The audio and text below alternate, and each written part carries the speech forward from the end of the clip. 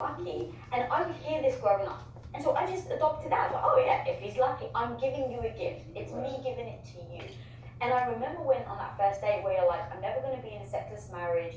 I want to make sure that we're always communicating. I don't know if you said this on the first date, but over time, we said we need to make sure that we're both on the same page about what is satisfactory and what's satisfying for both of us. Because I want you to feel satisfied. And I want to be satisfied. But if we're not having that discussion, we can never get there. And then also, I really didn't like the way I had been taught to see sex in a couple's relationship. It is not me giving you a gift. It is us both enjoying this moment together, right? Shared experience, like you said. But the mindset that I had been taught about that was that the women have full control. The guys are there to basically be given a gift whenever the woman allows it. And there was some weird control factor that I didn't like. I didn't like that. I didn't like that I could see women using sex as a weapon. That never sat well with me. And so for me and you, it was always like, babe, what is truly satisfying to you? It doesn't mean that I'm always going to do it. I'm not a puppet or, a rag doll. But like, I need to hear what you really find satisfying, because then we can communicate and work through, do we actually, like if it was 10 times a week, okay, can we actually sustain 10 times a week? Do I personally want 10 times a week? Like, but we have to have that conversation without anyone feeling threatened, without either of us feeling like we were needy or asking for something. That always feels weird as well. So yeah, we always used to say, don't make me feel bad for asking, and I won't make you feel bad for saying no. Yeah. So it was like, that way, hey, if we're on the same page, then great, but I'm not going to be like traumatized or huffy and puffy if you're not in the mood. But don't be surprised if I seek more frequency than you do. Right. And then also understanding, another thing going to when I was brought up, I had a lot of women say this, was like they would expect flowers. If they didn't give flowers on Valentine's Day or on certain occasions, then they were going to quote unquote punish their partner. And for us, the one thing also that was very powerful and still is very powerful that we say to each other, don't test each other. Like if 19 years together, like if you don't know by now how much I freaking love you, I've obviously clearly failed. But if you do, then don't test me. If there's something you want, if there's a way I can make you happy, know that I love you. I just need to be blind to it. Talk to me about that and the hard lessons you've learned in that. Oh God, you're gonna make me talk about this? Jesus, this makes my list of like most embarrassing things ever, but sure, here we go. You brought it up, this motherfucker. This was the thing that made you say don't test each other. So I'm about Christmas lists. So you make a list of the things that you want so that nobody has to guess at what you want and you don't have to fake liking something that you open. I thought, man, people spend money on this shit. Like, don't they want to get you something that you want? So anyway, in my family, from the time I was a little kid, like, it starts writing to Santa, and we just never stop. So my family's always on Christmas lists. But you're like, no, I don't like to do lists. You didn't say it was crass, but that was basically the vibe. And so you're like, oh, I've been hinting at what I want for Christmas for months now. And I was like, what? And so I'm like, what has she been bringing up? Like, oh my God, like I'm racking my brain, I'm trying to think. And I was dirt poor. I want people to remember that when I tell this story. Dirt poor, and I'm like, fuck, what did she say? Like, it's something nice, okay, expensive, what's sort of at the edge of my budget? What might it be? Oh my God, that's right, she mentioned Crest White Strips. They were like $60. For me, that was like crazy money.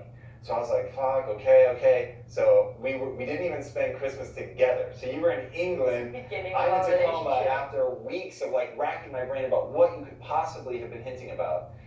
And the real answer was a watch. Now, at the time, it was so funny. I loved the story so much. It was not funny to me. I was so embarrassed. I was horrified. The reason why I wanted to bring that up, though, is because that happened so early on. I didn't get what I wanted, and now I need to spend money on something that I didn't want. Yeah. And I was like, maybe we should communicate more about what we really want. And it was you saying that really changed this, because I definitely used to be the like, well, if he loves me, he'll remember.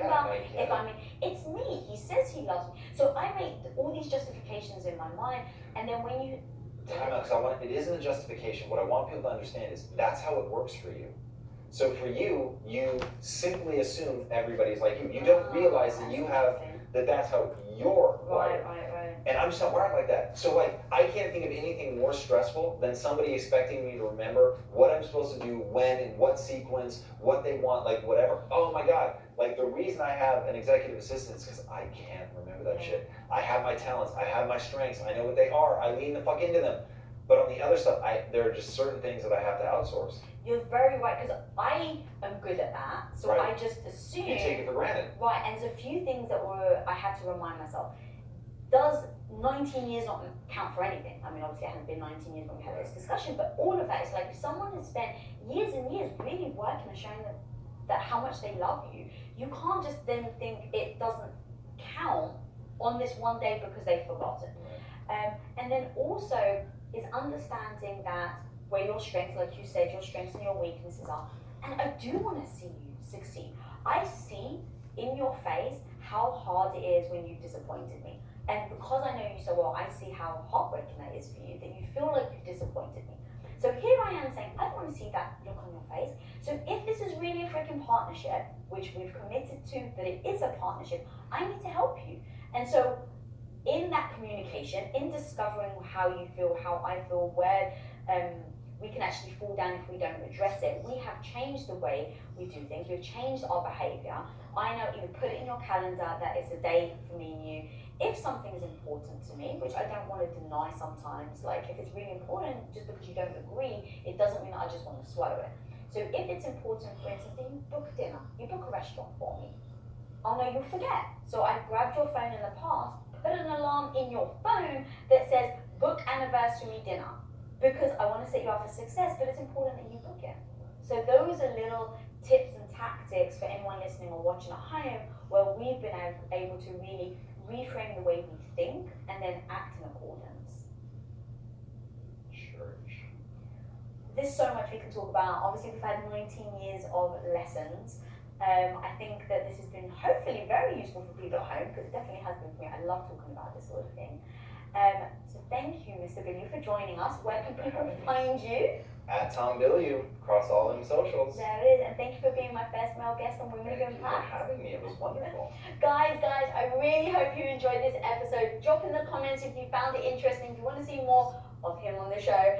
And if you're not following him, follow him at Tom Billiou. If you're not following me, follow me at Lisa Billiou. And guys, if this episode brought you value, please do click that subscribe button and share it with your friends, because we really are trying to impact the world. And guys, until next time, be the hero of your own life.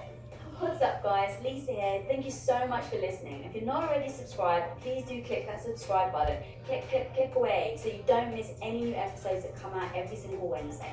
And if you do feel so inclined, it'd be great to get a rate and a review from you. That'd be awesome. That's how we get the show in front of more people and create more impact on more women. So until then, go out and be the superhero of your own life. Here's the episode of Women of Impact, How to Be More Confident, Dear Diary. How to be more confident. Number 1, avoid people who make you feel like crap about yourself. Number 2, do not fall into comparison trap. Number 3, do hard shit and prove yourself you can. Number 4, accept compliments. Number 5, prioritize you. Number 6, stop tearing yourself down. So here's the thing. I don't think you actually need confidence to achieve success. I definitely wasn't confident in pretty much anything when we started Quest. I had no idea what I was doing and was pretty much shit scared of failing most of the time. I was out of my element and I knew it. But I was determined not to lose my house and just stubborn enough to keep going. But confident? Nope. But while it hasn't necessarily directly contributed to any success I may have had, since I've worked on my confidence so much over the years, it has contributed to how I feel about myself. I realise it's not about having the confidence to walk in the room and sit at the table. To tell you the truth, you can do that pretty much petrified. I did. But how do you feel about yourself when you're by yourself? Let that sink in. How do you feel about yourself when you're by yourself? Having the confidence to believe in yourself. Now that has truly been life-changing, Because let's face it, feeling good about ourselves when we're by ourselves is ultimately what we were all searching for. But like anything in life, it's not gonna come easy. It's not a do this once and you'll have confidence type of thing. It will take time, attention, consistency, and persistence. So that is the list of things I remind myself almost every day. Especially number 4, accept compliments. And how I do that is I just say thank you. And number 5, stop tearing yourself down. And what I do there is every time I do, I tell myself, is this actually helping you, Lisa? Or is this hurting you? And when I realize in those moments it's hurting me, I stop that thought and I flip it. So again, here's the list, guys. How to be more confident. Number 1, avoid people who make you feel like crap. Stay away. Number 2, do not fall in the comparison trap. If you're on Instagram, if you're on social and you always see people that make you feel badly about yourself, then stop following them. Stop comparing yourself. Number 3, do hard shit and prove yourself you can. There's something about doing something really freaking hard, and when you do it, you just feel good about yourself, even if it sucked. Like taking a cold showers suck. But let me tell you, every time I stopped, every time I finished that shower, I felt amazing because I proved to myself that I could do it. And then accept compliments. Number 4, we already spoke about that. Number 5, prioritize you. It's so easy to put other people first, to put your partner first, or to put your kids first, or to put your business first. But the truth is that unless we put ourselves first, we actually will never be able to then be there and be present for everybody else. So make sure what I do is once a week, I make sure that I'm doing one thing that is so deeply prioritizing me, and I don't make excuses. I block it in my calendar and I just book it. So I know I always have one moment where I'm prioritizing myself. And then number 6, which I mentioned, is stop tearing yourself down. Here's the episode of Women of Impact, Dr. Ellen Vora, No Shame, No Judgment, How to Deal with Depression and Anxiety, Women of Impact. I'm Lisa Bilyeu, and I went from housewife to co-founder of the billion-dollar company Quest Nutrition and now president of Impact Theory. Our mission with this show is to empower you and all women to recognize you really can become the hero of your own life. Welcome to Women of Impact. What's up, guys? Lisa here. Just want to let you guys know that rating and reviewing this podcast means the absolute world to me, and to encourage it, I'm reading out weekly reviews. This review comes from Ailey B. Walker. About a year ago, my boyfriend introduced me to Impact Theory / relationship theory. I absolutely love hearing about the journey that you and Tom have been on and gained so much inspiration from the both of you. I've just discovered Women of Impact and listened to the first episode and can't wait to listen to the rest. Right now, right this second as you are watching this, over 42 million Americans over the age of 12 have taken an antidepressant this month. And 1 in 6 Americans take some kind of psychiatric drug.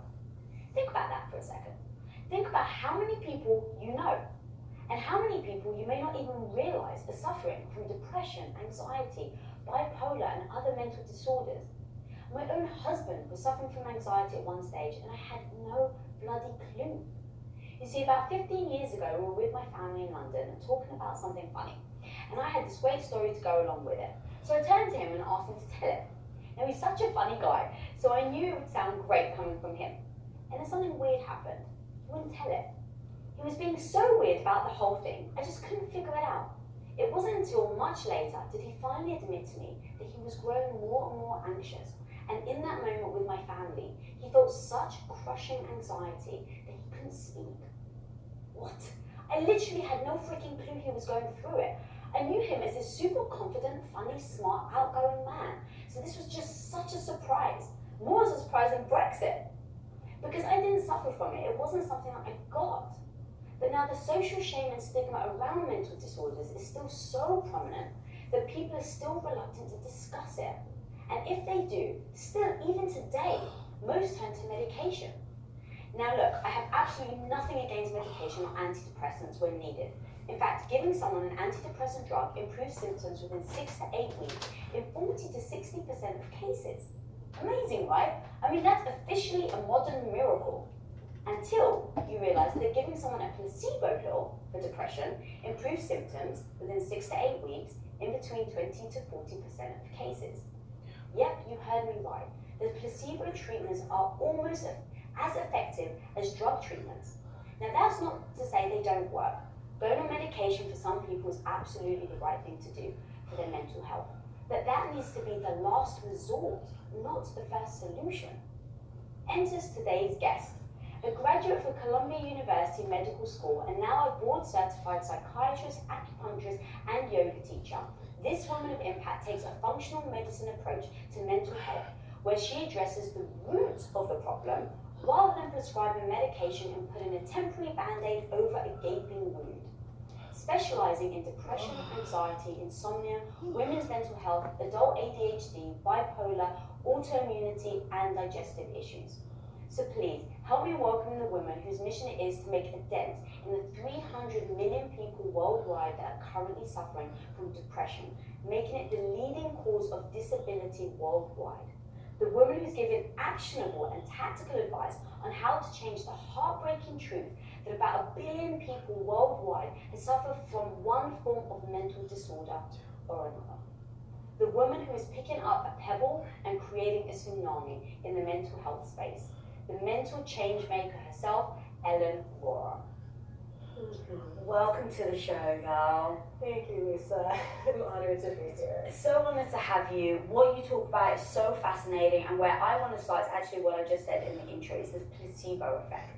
Explain to me why that is so prominent in your field, where people can take one pill and it actually be a placebo and think they're getting better. Like, how does that correlate to what's actually going on? Yeah, I think it speaks to a couple of things. One is just the power of our expectation, the power of our unconscious mind. It's really this motor that's going to drive so much of our reality.